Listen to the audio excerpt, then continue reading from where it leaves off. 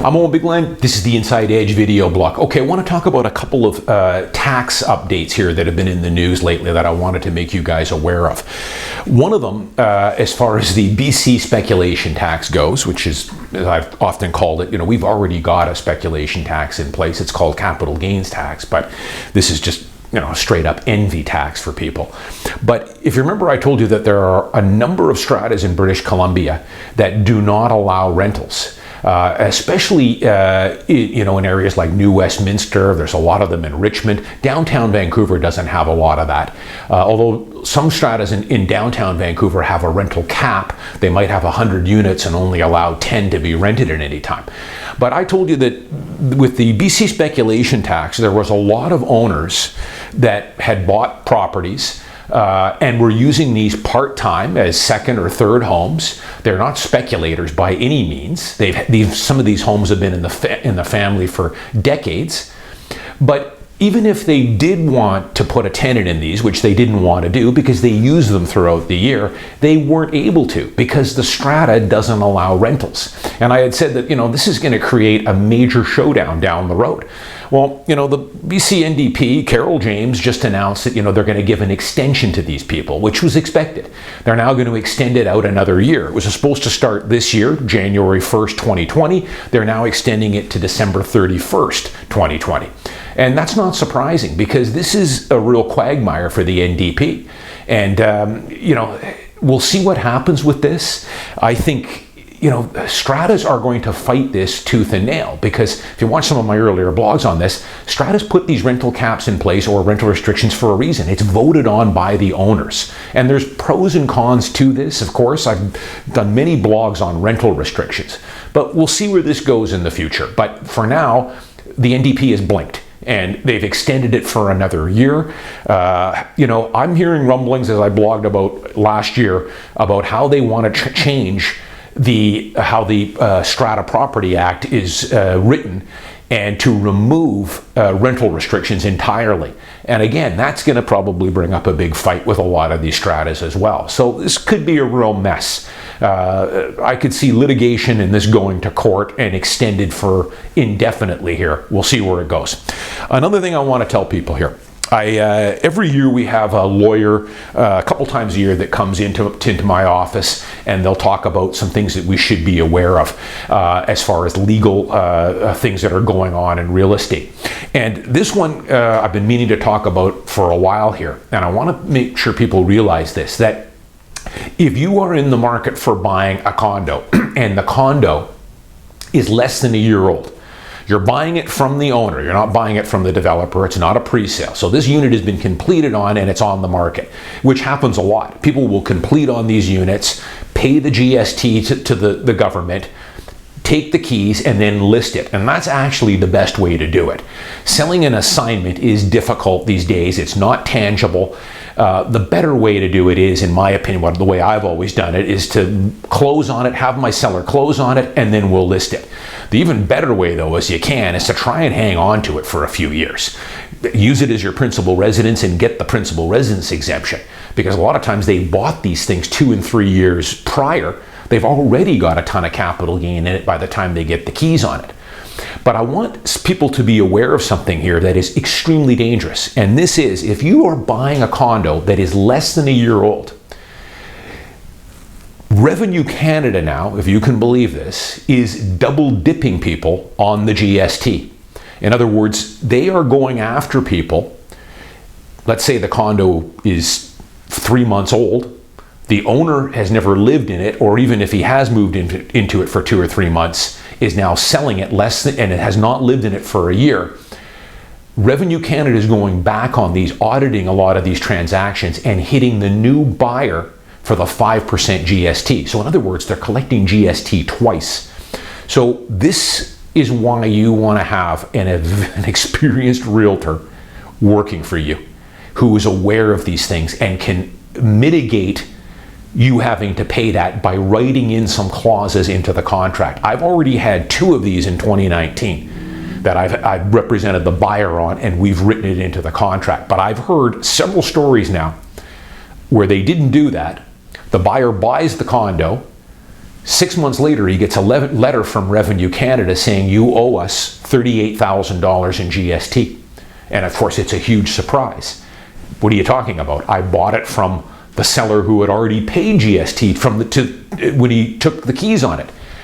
But it's not the case. If Revenue Canada thinks that you bought that unit to flip it and you did not live in it for a full year, there's a very good chance that they will come back on you for the GST. So you want to protect yourself with that. Be very careful.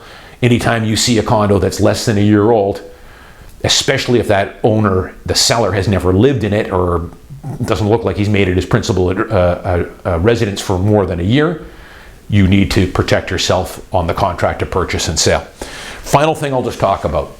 Back to my blog that I did on the 2020 BC tax assessments. You know, something seems awfully strange there. I've talked to a lot of my colleagues now, a lot of my investors, and you know, I think personally, again, BC tax assessed don't mean a whole lot. They really don't have a whole lot of relevance to the actual market price. But in my opinion, now that I see the NDP government coming out and patting themselves on the backs, trying to convince people that because the tax assessed values went down 10 or 14% in downtown Vancouver on condos, that we're doing something about affordability, when of course they're not.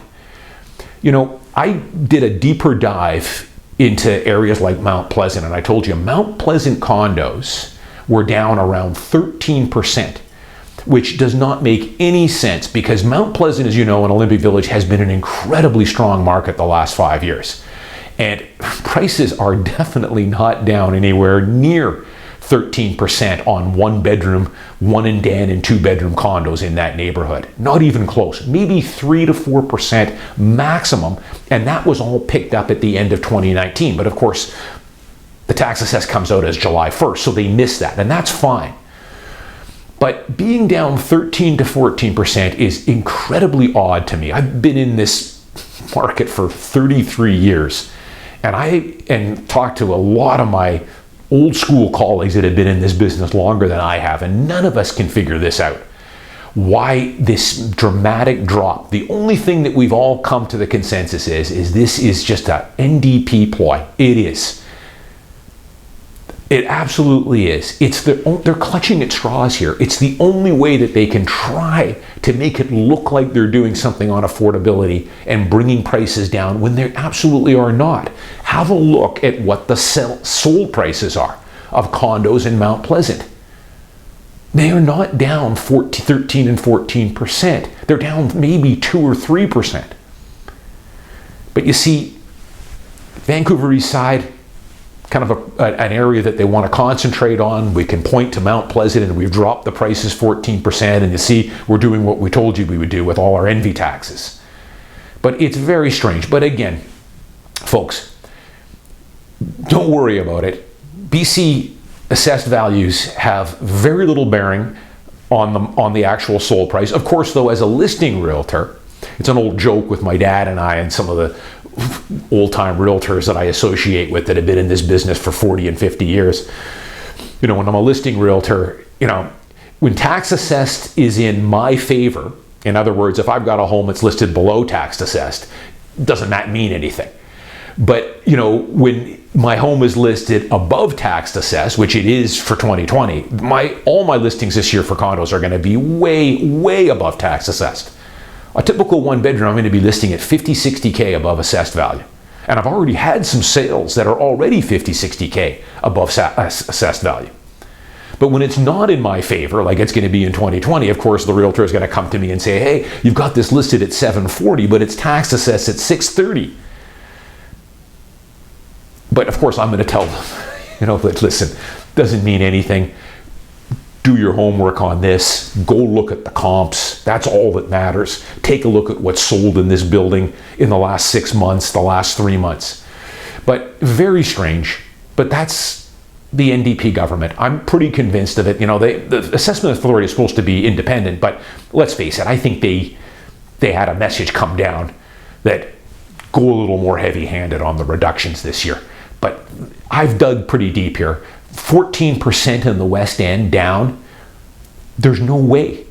it's ridiculous. 13% in Mount Pleasant.